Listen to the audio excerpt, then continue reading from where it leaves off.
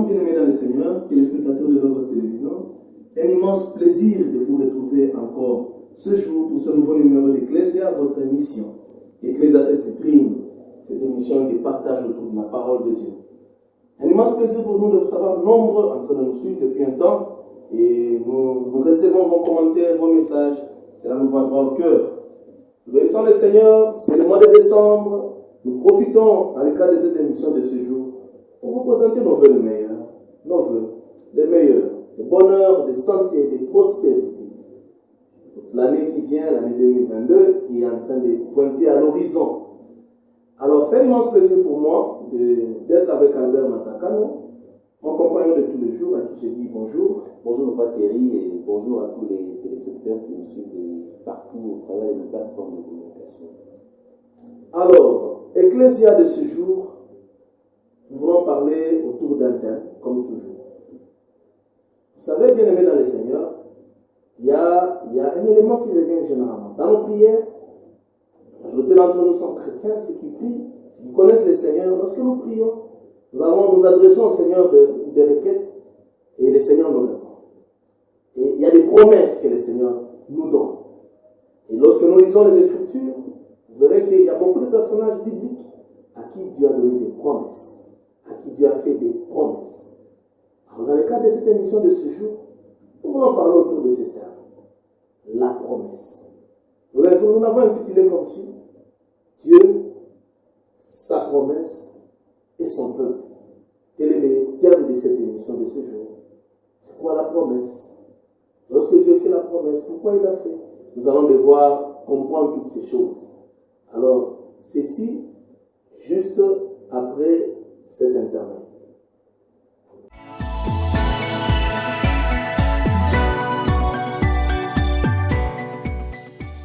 Revenons dans le cadre de cette émission. Alors, Albert, nous partageons ce thème avec quel invité? Alors, nous rendons grâce à Dieu pour la présence d'un homme de Dieu bien. Un homme de Dieu aussi, c'est sa première fois de participer dans cette vitrine de partage de l'Ecclésia. Il s'appelle le docteur Luc Mouteba. C'est un ministre de Dieu. Il est le pasteur responsable du centre d'évangélisation missionnaire, SEMI en sigle de Lubumbashi. C'est aussi un homme marié et il est père de 5 enfants. Mais au-delà de ça, il est aussi conférencier, il est aussi écrivain.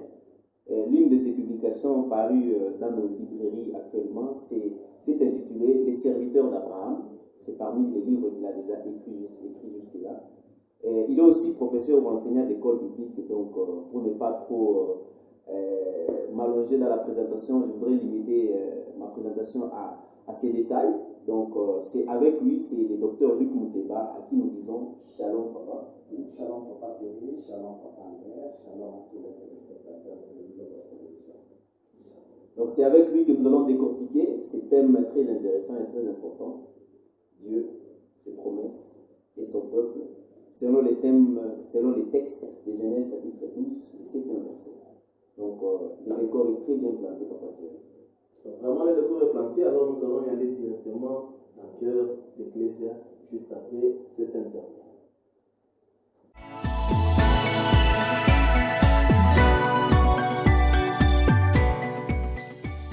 Alors, pasteur Luc Mouteba, comment comprendre la promesse selon la Bible? Et puis, je voudrais savoir, les téléspectateurs également, y a-t-il des grandes, des petites promesses?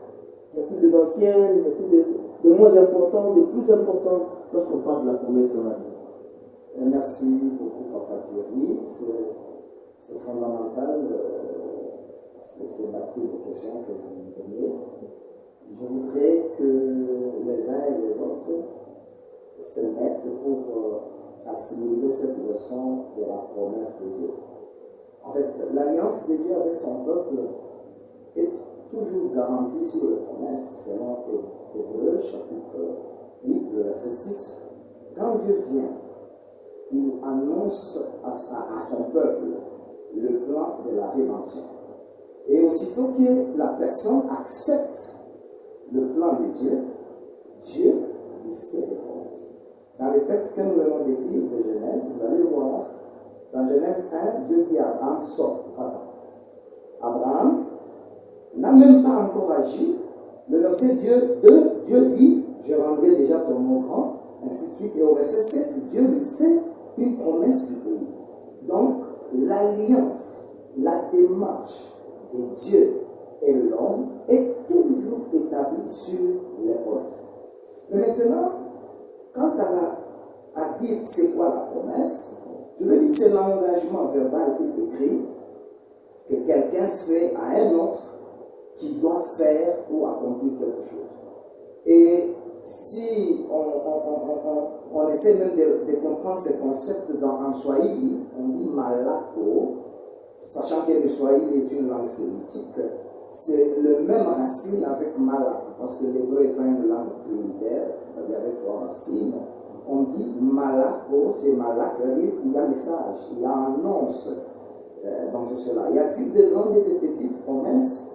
Et pour aller vite en besogne, je veux dire, tout dépend de la catégorisation des promesses. C'est-à-dire, quand Dieu vient, il a déjà fait des promesses. Selon 1 Timothée chapitre 4, verset 8, nous avons des promesses de la vie future et nous avons des promesses de la vie présente. Donc, la promesse, par exemple, de l'avènement de Jésus, de la résurrection, de l'enlèvement, elle est plus importante, elle est plus grande que la promesse d'aller à l'Europe, la promesse d'avoir un mari. Donc, tout est promesse, mais il y a de ces promesses-là, parce qu'il y a de ces gens-là qui attendraient le mariage à un jour et il y a l'enlèvement. Donc, Dieu ne peut pas annuler l'enlèvement parce qu'il y a un mariage de quelqu'un. Toutes sont des promesses qui viennent de la part de Dieu, mais il y a de plus importantes que les autres. Voilà, de manière condensée, ramassée, c'est pour répondre à cette question. Merci beaucoup, pasteur. Je crois que c'est très intéressant. Je voudrais directement répondre sur notre question. En fait, on parle de Dieu qui accorde la promesse à son peuple. Alors, pasteur, je voudrais savoir, les téléspectateurs aussi, comment Dieu accorde toutes ces promesses? Ça, c'est aussi très Comment est-ce que Dieu le fait? Et puis, comment se positionner? L'homme peut-il se mettre dans quelle posture pour recevoir la promesse? Merci beaucoup, Thierry. Merci. Dieu a 2 moyens principaux pour communiquer la promesse.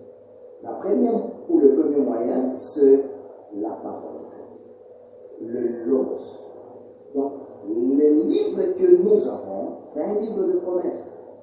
Depuis la chute d'Adam, quand Dieu est venu pour juger Adam et Ève et le serpent, à la fin, Dieu a fait une promesse. Il a dit, la postérité de la femme écrasera la tête du serpent. C'était déjà une promesse. Donc, la Bible, c'est vrai, il y a certains qui disent que la Bible c'est le livre d'histoire d'Israël.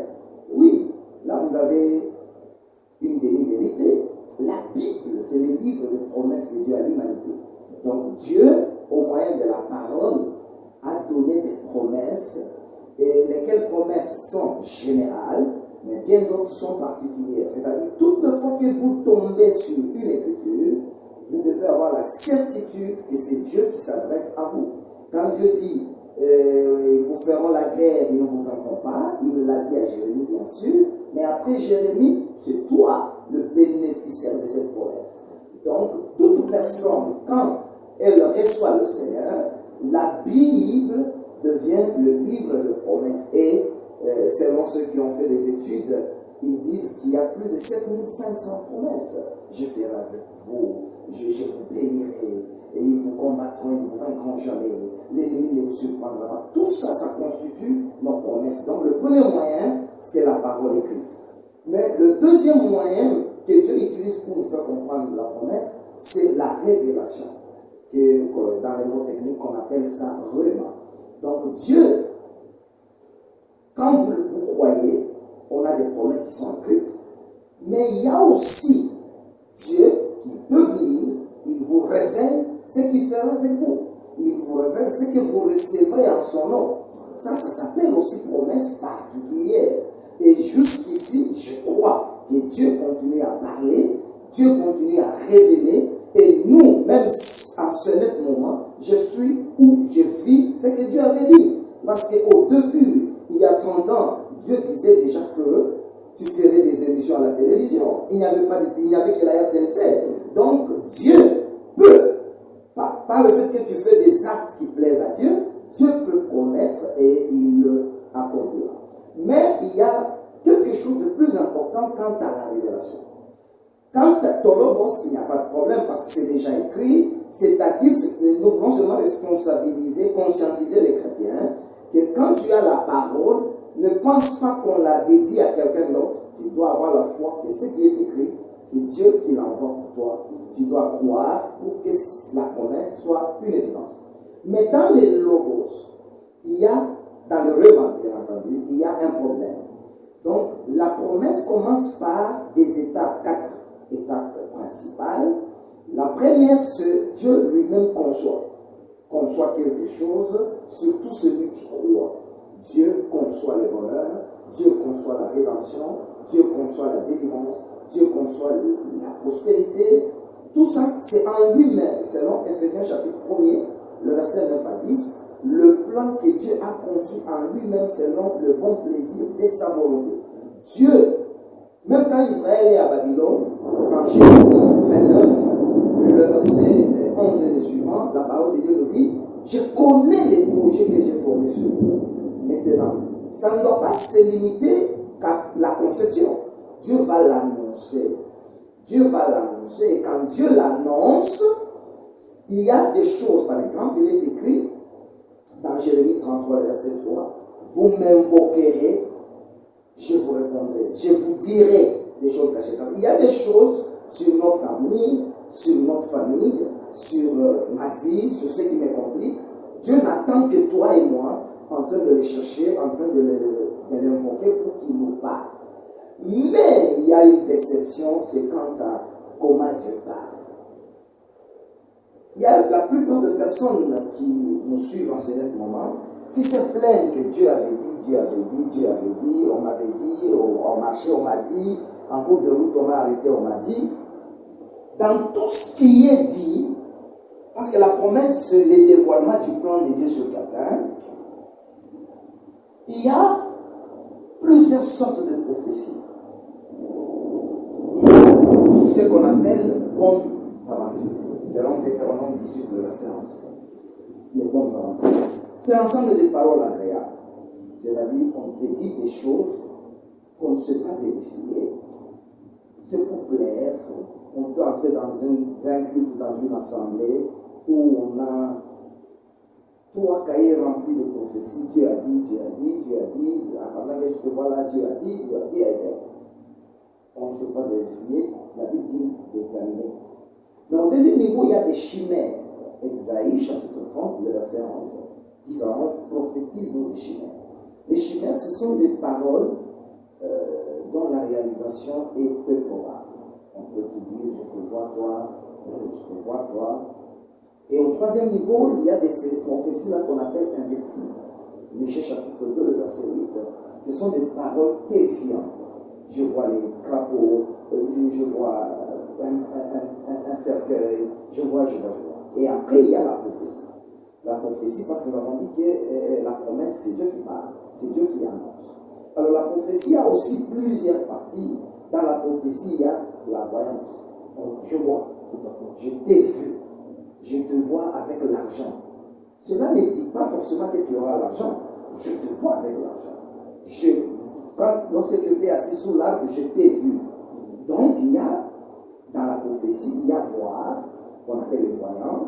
Il y a aussi, dans la même prophétie, il y a connaître. Si cet homme était prophète, il connaîtrait quelle est l'espèce de cette femme. Il y a la prophétie, la prédiction du nom. Là, on annonce des choses avant que les choses n'arrivent. Quelqu'un annonce. Alors, quand Dieu nous annonce maintenant des choses, et c'est acquis, où il y a encore des choses à faire pour passer, après l'annonce, il y aura d'abord, quand Dieu t'annonce des choses, c'est très important ce que je vais dire, Romains chapitre 1er, le verset 1 à 2, la Bible dit, Paul, apôtre de Jésus-Christ, envoyé pour annoncer l'évangile, cet évangile-là promis dès les temps anciens par les prophètes, ça je souligne, pas par les charlatans, promis. La promesse, la bonne nouvelle, c'est une promesse qui vient des dieux, qui annonce les prophètes et qui est conforme à la parole. Donc quand Dieu nous promet, la promesse doit être conforme à la parole, c'est-à-dire on ne peut pas te promettre, comme je connais un cas, une sœur, on lui dit que l'homme marié là va t'épouser. Alors, ce n'est pas conforme à la parole. Donc il faut que cet homme-là meure, ou s'il ne meurt pas, donc la promesse devient hypothétique. Alors, qu'est-ce que nous devons faire? Nous devons, lorsque nous recevons une promesse, il y a l'étape, après l'annonce, il y a l'étape de confirmation de ce que Dieu dit. Dans toute la vie, c'est comme ça. Dieu annonce, Romains 15, et il va confirmer. On t'annonce au marché que Dieu dit que tu seras le colonel. Gloire au Seigneur. Attends, les personnes qui t'encadrent, Dieu ne peut pas avoir peur d'annoncer quelque chose à ton pasteur. C'est pourquoi vous allez voir par exemple Moïse. Dieu lui dit, Aaron ton frère va t'aider. Le même Dieu va aller chez Aaron pour lui dire, ton frère Moïse arrive. Le même Dieu qui parle à Saul de Tarse d'aller chez Ananias, le même Dieu va aller chez Ananias pour lui dire que Saul vient. Donc l'étape de confirmation, il y a plusieurs personnes qui attendent le mari X. Ces maris-là ne viennent toujours pas parce qu'il faut avoir la certitude de Dieu, la certitude de l'instrument qu'on utilise pour t'annoncer des choses et aussi c'est conforme à la parole de Dieu. Donc quand on réunit ce paquet de choses, donc c'est pourquoi on dit qu'il faut examiner toutes choses. Donc par rapport à cela, c'est très important quand on a une promesse, donc on l'examine et on va passer à l'étape de l'accomplissement et l'étape de consommation. Donc l'accomplissement, c'est la promesse arrive.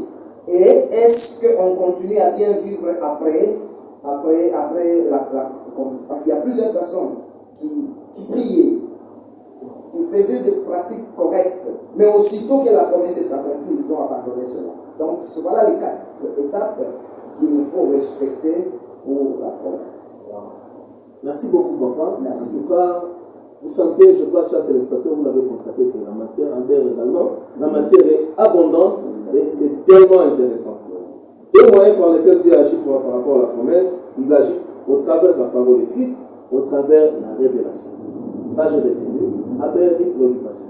Justement, je commence par la dernière intervention du docteur. Je voudrais beaucoup plus, si vous pouvez, si pas éplucher les différentes responsabilités, s'il y en a plusieurs. Parce que quand on reçoit la promesse, il y a quelque chose que celui à qui la promesse a été donnée doit faire essentiellement. Il doit se positionner pour que cette promesse soit vraiment reçue et que la personne puisse jouir des bénéfices liés à cette promesse-là. Alors, quelles sont les responsabilités qui incombent à celui vers qui la promesse a été donnée? Il y en a plusieurs. Je ne sais pas si j'aurai le temps pour Quelques-unes toutes, mais que le Saint-Esprit nous aide à donner pour résoudre le problème de celui qui nous suit. Quand Dieu annonce, la partie des dieux, c'est terminé. Il reste maintenant la partie de l'homme. Nous, les hommes, nous devons maîtriser cette leçon. La première démarche, c'est croire. Il n'y a personne qui croira en ta promesse si ce n'est toi-même. Luc chapitre 1er, verset 45, Marie dit, heureuse celle qui a cru, car les choses annoncées par le Seigneur auront l'accomplissement. Donc, quand Dieu annonce, c'est à toi de croire. Caleb, il a reçu la promesse de recevoir une montagne. Caleb est parti. 45 ans plus tard, Caleb n'a jamais oublié sa promesse. Il dit, Josué, rappelle-toi, lorsque nous sommes allés à Kadesh Barnea, lorsque nous sommes allés à Canaan, Moïse, homme de Dieu, m'a promis cette montagne. Elle est là, donne-moi cette montagne. Donc par rapport à cela, nous voyons d'abord, Caleb lui-même n'a jamais oublié sa promesse. Caleb croit en sa promesse. Je voudrais dire à quelqu'un, ce qui est sorti de la bouche de Dieu ne périra jamais. Ça s'accomplira comme Dieu l'a dit, mais c'est à toi de croire. C'est à toi de croire. Parce que quand la promesse sort, le comportement de l'homme a une incidence. Soit tu peux allonger le chemin de la promesse. Dieu a dit Canaan, Israël se comporte mal, et Dieu contourne et dit, au lieu de 40, vous ferez 40 ans. Donc, mon comportement peut allonger ma promesse, mon comportement peut accomplir la promesse, mais je la consomme avec tristesse. Dieu a donné à Salomon les règnes, mais le comportement de Salomon, Dieu commence à susciter des ennemis. Mais il est dans sa promesse. Alors, il y a d'autres promesses qui seront anéanties. Il est écrit dans Hébreux chapitre 4, le verset 6. Dieu a promis le repos, mais ils n'y sont pas entrés. Pourquoi? À cause de la désobéissance. Donc, à chacun de nous, il y a tout un tas de choses à faire. Par exemple, nous pouvons lire Hébreux chapitre 10, verset 36. Hébreux 10, le verset 36. La Bible nous dit, car vous avez besoin de persévérance, afin qu'après avoir accompli la volonté de Dieu, vous obteniez ce qui vous est promis. C'est-à-dire, et moi et toi, nous avons besoin de la persévérance. Après avoir accompli la volonté de Dieu, vous obteniez ce que Dieu vous a promis. Donc, quand Dieu promet, Dieu lui-même a un timing qu'il met. Parce que Dieu fixe tout selon les bons plaisirs de sa volonté. Et quand toi tu reçois une promesse, attends. Attends jusqu'à quand? Je ne sais pas répondre jusqu'à quand. Attends. Ça s'accomplira. Attends. Persévère. Aie la foi. Continue à glorifier Dieu. Il est écrit dans 2 Corinthiens, il y a un verset qui me vient là, le verset 7. Le verset 2 Corinthiens chapitre 7, le verset 1. Ayant donc de telles promesses, purifions-nous de toute souillure. C'est-à-dire, quand quelqu'un a des promesses, pour le voir matérialiser, il doit se purifier, il doit se sanctifier, il doit se discipliner, il doit glorifier Dieu. Par exemple, dans Ézéchiel chapitre 20, le verset 32, ne pensez pas, n'imaginez pas, ne pensez pas que ça va s'accomplir ce que vous imaginez si vous vivez comme les autres nations. Donc il y a de ces gens-là qui ont des carnets, ils ont écrit, Dieu a dit, je serai le président, je serai ceci ou cela, mais le comportement ne suit pas. Ok, il y a plein de choses à faire, en commençant par croire d'abord soi-même, rassurer que vous avez cru par rapport à ce qui vous avait été donné, mais il y a aussi une observance par rapport au comportement de l'homme lui-même, parce que le comportement peut favoriser l'accomplissement de cette promesse ou tarder cette promesse. Au-delà de ça, il y a aussi attendre. Jusqu'à quand? Je ne sais pas. Le docteur a dit, il ne sait pas non plus, mais attendez. Si elle tarde, attendez encore davantage. Donc, bien aimé, il y a beaucoup de choses qu'il faut faire. Caleb a fait 45 ans. En train d'attendre. Avant que tu ne meurs. Si ce que tu as reçu vient de Dieu, ça s'accomplira certainement. Donc, je crois du fond de mon cœur que c'est à toi de garder la discipline, d'honorer Dieu, parce que les promesses sont pour ceux-là qui le craignent. Vivez comme cela. Dieu est toujours derrière sa parole pour l'accomplir. Amen.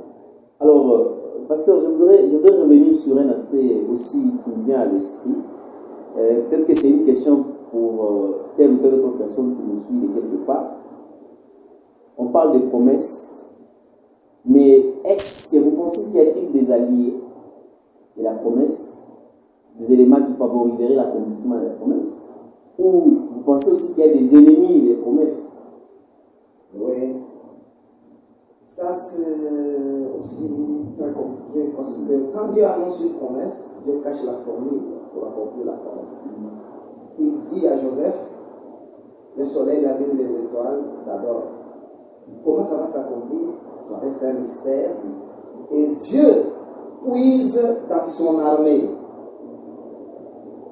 Toutes les créatures sont dans l'armée de Dieu. Dieu va utiliser le frère de Joseph pour l'haïr. Dans Psaume 105, on dit, c'est Dieu qui a changé leur cœur pour qu'ils haïssent. Alors, ce sont des alliés. Donc, tout ce qu'on te fait peut être à la fois, selon toi, tu l'appelles ennemi, mais selon Dieu, c'est un allié de ta promesse. Donc, il y a beaucoup d'alliés, nos relations, parce que Joseph est en prison. Dieu, comme le plus grand allié, il contrôle tout. Dieu fait en sorte que les chansons l'oublient, pour que les chansons maison ne les libère pas avant le temps. Si les chansons s'étaient souvenues de Joseph aussitôt, c'est que Joseph sortirait de la prison et je ne sais même pas où il serait. Alors, Dieu, comme le plus grand allié, amène l'assouplissement chez eux. Alors c'est pourquoi donnez toujours gloire à Dieu pour tout ce qui nous arrive, parce que tout tourne à notre avantage. C'est pourquoi il faut attendre 2 ans que Pharaon ait une vision.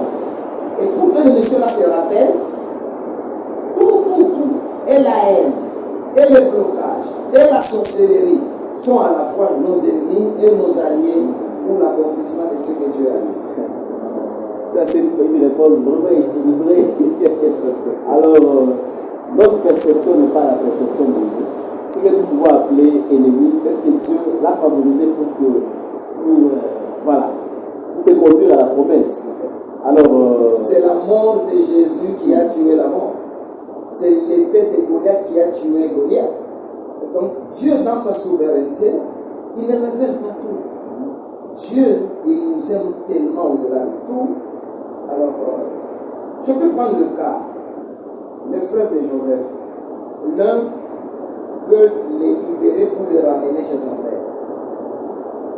Ruben. Pour Ruben, il faut tout faire, je délivre mon frère Joseph, je le ramène chez mon père. Mais l'autre le vend.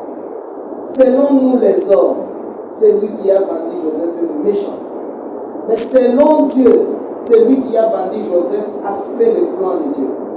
Alors si Joseph rentrait chez son père, il devait remercier Ruben sans savoir combien de choses Ruben lui aurait fait marquer. Donc il pouvait dire que non, Judas voulait me prendre, mais Ruben m'a libéré. Pour dire que là où tu es, si la promesse est de Dieu, Dieu va utiliser tous les alliés qu'il y a. Dieu va utiliser tous les ennemis qu'il y a pour enfin que la promesse soit accomplie. Voilà, en tout cas, c'est intéressant. Alors, parce que j'ai une question de curiosité. Celle-là, c'est une question de curiosité. À qui est faite la promesse? Est-ce que pour les païens? Est-ce que pour les chrétiens seulement?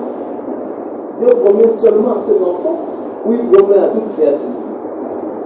Il y a des promesses générales pour toute créature. Par exemple, nous sommes l'image de Dieu. Genèse 9 va reprendre pour dire on ne tuera pas parce que l'on aime l'image. Pourquoi tuer? Il y a toujours une vengeance divine. Ça, ce sont des promesses générales pour toute créature. Il y a des promesses, comme je l'ai dit dans 1 Timothée 4:8, pour la vie présente. Manger, construire, tout ça. Ça, c'est pour tout homme. Même un païen, s'il fait des actes pour honorer son père, sa mère, je connais par exemple, j'ai un exemple, un homme de Dieu entre dans un avion, il devait aller prêcher quelque part, c'est une histoire à vérifier. Dans cet avion-là, il y avait un homme d'affaires, musulman. Alors il n'y avait pas de place. Il dit, mais moi je ne vais pas prêcher. L'homme là d'affaires, il descend dessus. Il cède la place. Alors le pasteur d'abord ça le regarde, il dit, toi, ton nom, je mets ton nom grand dans ce monde. C'est dans l'autre. Ça, tout le monde qui fait des choses musulmans, qui baptisent, orthodoxes, catholiques, il y a des promesses sur cette terre qu'on peut recevoir, même si on n'est pas forcément chrétien. Mais il y a des promesses réservées à la postérité, notamment l'enlèvement. Ça, c'est seulement pour les enfants de Dieu. Ça, c'est seulement pour... Donc, il y a un niveau, le Saint-Esprit, parce que le Saint-Esprit, c'est aussi une promesse. Ça, c'est vraiment pour les enfants de Dieu. Donc, il y a de ces promesses pour tout homme, il y a de ces promesses pour ceux qui font le bien, il y a de ces promesses que pour ceux-là qui craignent Dieu, qui le respectent, qui sont en Jésus. Parce que c'est en lui qu'il y a le lit des promesses. Il y a des promesses pour tout le monde, il y a des promesses pour une catégorie de personnes. Bien aimés, vous tous qui nous suivez, je crois que c'est très intéressant. Vu le temps qui nous presse, nous ne serons pas abordés sur toute la matière à peine. Alors, je ne sais pas. Est-ce qu'on peut directement aller après le salut?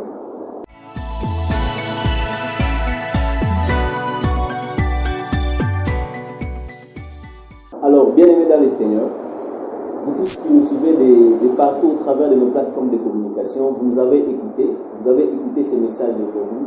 Pas nous, mais c'est le Saint-Esprit qui a voulu vous parler au sujet de ces promesses. Le docteur l'a bien dit, il y a des promesses générales, mais aussi il y a de ces promesses qui sont particulières. Les promesses générales, peut-être pour jouir de certaines choses qui sont encore dans ce monde, parce que nous sommes des passagers dans ce monde. Mais je vous convie à aspirer, à jouir aux promesses, non seulement générales, mais des promesses aussi particulières pour les enfants de Dieu. Alors vous ne pouvez pas accéder à une promesse comme l'enlèvement de l'Église si vous ne faites pas partie de ce qu'on appelle les enfants de Dieu. Voilà pourquoi je voudrais vous demander, de là que vous êtes, que le Saint-Esprit puisse vous toucher. Et si vous êtes touché de cette façon-là, mettez seulement votre main droite sur le cœur et le docteur, il va prier pour vous qui avez donné votre vie au Seigneur. Faites simplement cet acte avec beaucoup de foi et Dieu va vous toucher de là que vous serez. Alors le docteur va prier pour vous, il va vous recommander au Seigneur pour cette première étape de votre vie chrétienne. Seigneur notre Père, comme l'apôtre Pierre l'a dit, répentez-vous, convertissez-vous car la promesse est pour vous. J'abandonne ce bien-aimés qui sont touchés par l'Esprit, qui se mettent sur le rang de ceux-là qui vont te suivre. Je les remets à ta grâce, au nom de Jésus le Seigneur, qu'ils reviennent à toi du fond de leur cœur et que tu veilles sur eux, au nom de Jésus le Seigneur. Nous voici au terme de l'émission Ecclésia de ce jour, avec un si beau thème que nous n'avons pas pu épuiser. Je sens qu'à l'heure, il faudrait qu'on y revienne. Donc, vous allez permettre vraiment que nous y revenions encore. Question d'approfondir encore la matière et de rester pendant. Je sais que vous l'avez certainement constaté, vu le timing. Si vous avez aimé cette émission, n'hésitez pas. N'hésitez pas de nous écrire, n'hésitez pas de poser des questions. Si vous avez des petites questions, quelques préoccupations par rapport à ce que l'homme de Dieu a dit cet après-midi, nous sommes vraiment ouverts. Écrivez-nous à nos adresses que Albert va devoir nous répéter. Sentez-vous à l'aise en tout cas. Écrivez, nous allons certainement réagir. Alors, Albert, nos adresses, est-ce que nous pouvons les connaître? Justement, regardez juste au bas de vos écrans, vous allez voir notre adresse YouTube. Nous sommes sur Ecclésia TV. Quand vous tapez Ecclésia TV, vous verrez notre chaîne YouTube. Nous sommes aussi sur notre page Facebook, Ecclésia Espace. Vous pouvez déjà nous retrouver, voir les autres émissions. Toutefois, vous pouvez écrire votre commentaire, votre suggestion, votre proposition, votre question à l'adresse mail ecclesiaespace1@gmail.com, ecclesiaespace1@gmail.com. Nous allons toujours réagir par rapport à cela, parce qu'en prévision déjà de l'émission prochaine, le deuxième numéro de ces thèmes, sentez-vous à l'aise, écrivez-nous et nous allons devoir aussi y répondre pour satisfaire votre curiosité, pour édifier encore davantage tous ceux qui nous suivent. Merci beaucoup, merci à tous. Nous vous retrouvons au prochain numéro de Ecclésia dans notre temps. Portez-vous bien. Ciao, bye bye, bienvenue ici.